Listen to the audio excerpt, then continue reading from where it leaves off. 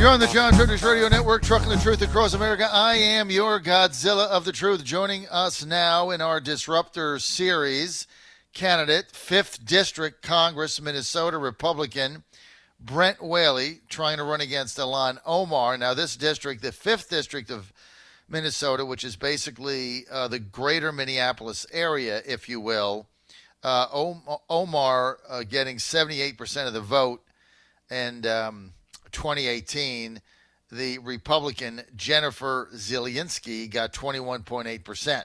So under 22% of the vote. So this is not on paper, this is not a winnable district. So whoever the Republican candidate is will get no money from anybody and no attention. But it's a race that you have to run in order to bring attention to some of the crazy things, and especially the anti-Semitic things that Omar has said on a consistent basis. When you're getting 79%, you have no fear. So you basically do what you want, and that's where we are right now. Joining us now in our Disruptor series, Brent Whaley. Great to have you with us today. Brent, morning, on the John John. Fredericks Radio Network. Good morning, John. Okay, so tell me your interest, Brent, in this race and running against Ilhan Omar. She got almost 79% last time out. What is driving you to get involved in this race? Well, I think the bottom line that's driving me on this race is pretty much what you were just saying. A complete lack of respect for the state and for this country. Anti-Semitism. She's an obstructionist. Negative. She is anti-business. Just an embarrassment and a complete disgrace. And I just felt like I had to jump in and try, Is this like, tell me about the district. Give us a geographical makeup of it. Well, district is all of Minneapolis, and then some north, south, and east suburbs. Pretty diverse. You had mentioned what she had won by in 2018. The problem is it's been this way since about 1963, and it's gone more and more liberal, every voting cycle. Quite a diverse crowd out there, but I don't think that it's an impossible task. All right, so basically it's a Democratic district. But who represented before Omar did? That was Keith Ellison, who He's went now to our Attorney General. He became Attorney General. All right, so, and he was a Muslim also, right? He was a Muslim American. So then Omar wins the primary. I mean, Keith Ellison was pretty liberal, but really she makes him look like a moderating of voice in society. People in Minnesota, people in Minneapolis, this is a major metropolitan area. Aren't they embarrassed by this woman? In my opinion, yes. With the feedback I'm getting and with what I'm hearing out there, there's a tremendous amount of embarrassment. There's a lot of support behind her. It's a lot of ignorant support, unfortunately. The typical soundbite people out there that think she's doing a wonderful job that really don't know any better. But other than that, a lot of embarrassment in this district, and I think that things are going to get shaken up in this next election. So what Brent, degree, I don't know yet, but Ilhan Omar, the incumbent Democrat running for a second term that'll be decided November 30, 2020. So tell us a little bit about when you just talk to people that aren't Republicans, right? Because obviously there's 22% Republicans there. That's what Zielinski got, so you got some. But tell us about reactions you get from just normal independents or Democrats when you're running against her. What are some of the comments that some of her constituents are saying? I've got a tremendous amount of productive support out of people. I've had several people that have contacted me via email or through my website that said, hey, I'm a Muslim. She does not represent me. Mm-hmm. So there's some people out there that are being positive towards my run as far as that goes. I think that when at the end of the day, when the dust settles on this thing, I think that she may end up still winning this district, but I don't think she's going to win it like they have in the past. And if we shake it up, we're going to do it like you said on zero money. So we got real challenge ahead of us here. Well, yeah, but I like what you're doing. Are there any other Republicans in the race, Yeah, or are you it? no, at this point there's 3 or 4 that we're fighting on. I'm kind of keeping my focus obviously on Omar itself, but at this point there's 3 or 4 of us in the race, and I think if we all try to spread a good word out there and work unanimously as far as being positive and productive and shed some light on this district, I think that I wish there were 10 of us in the race personally. See, I like that attitude, right? You want a lot of different people running against Omar, but it's interesting that you got 3 or 4 people that are competing for the Republican nomination of somebody of a district that got 21.8% last time out. Means there's some definite interest.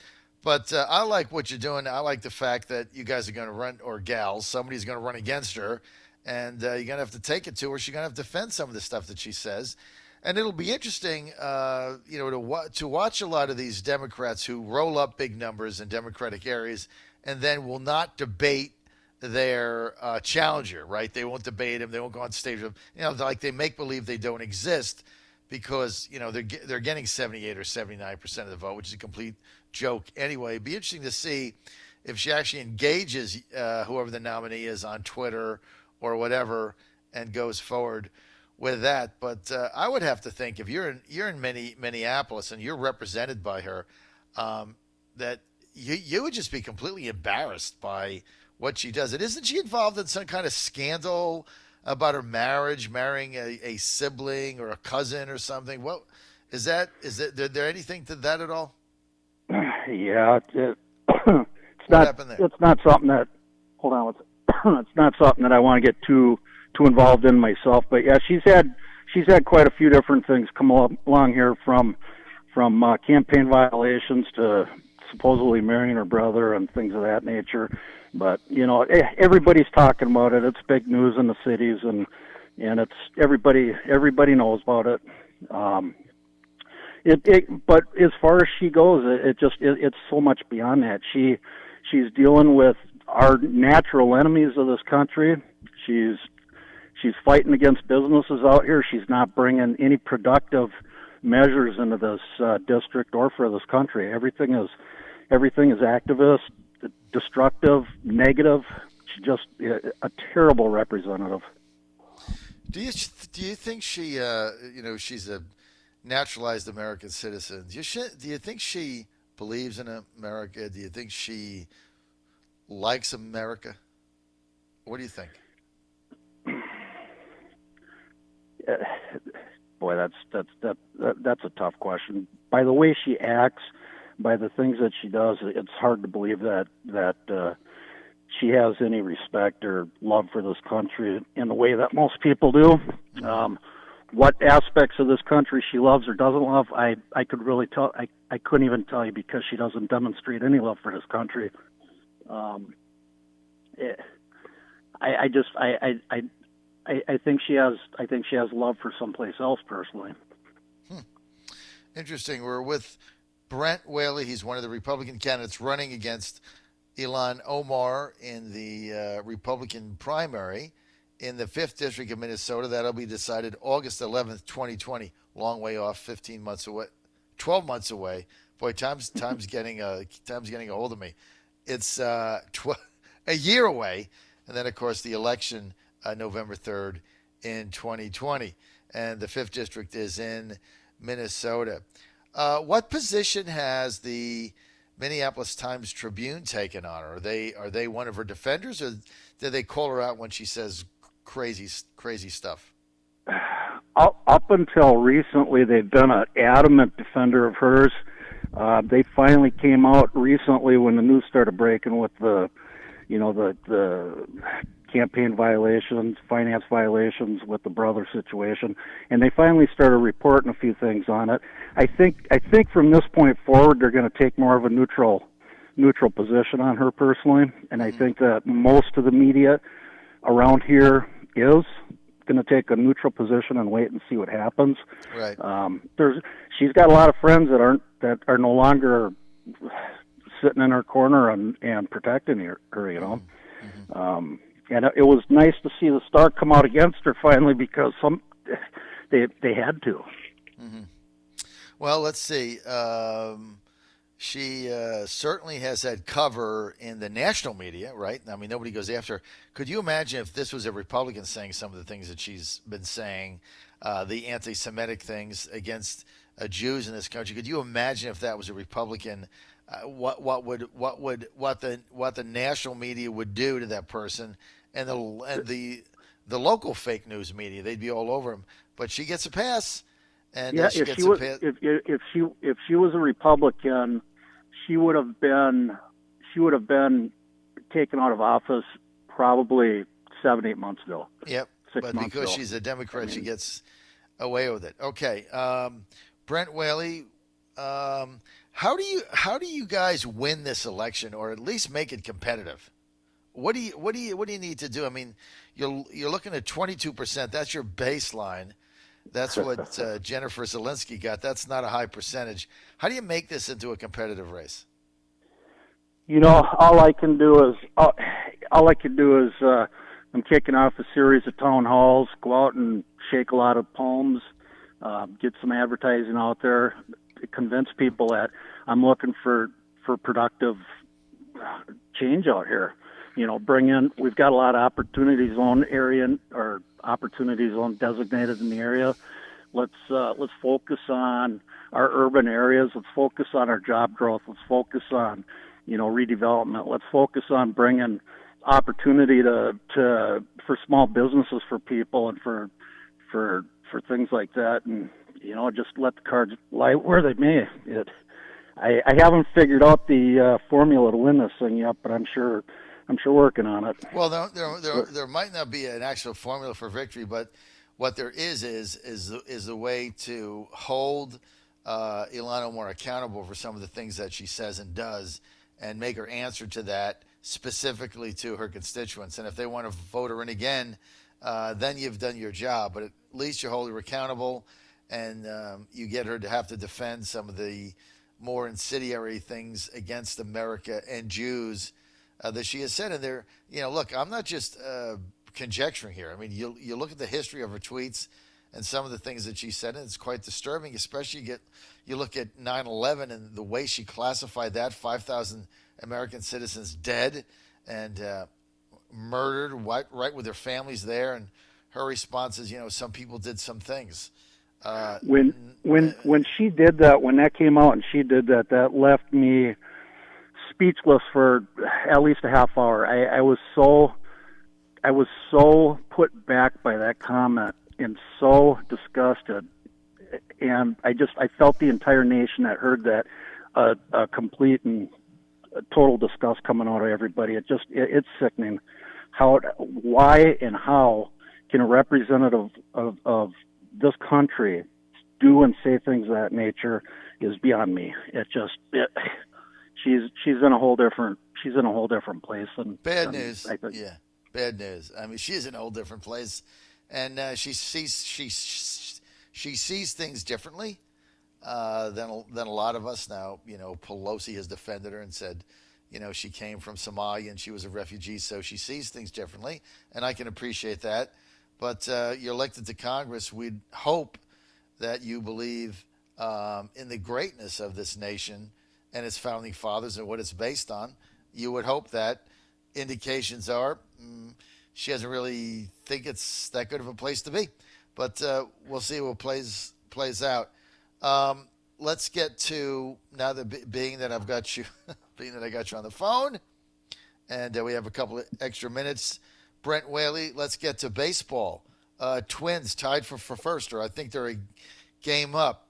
What's your prediction?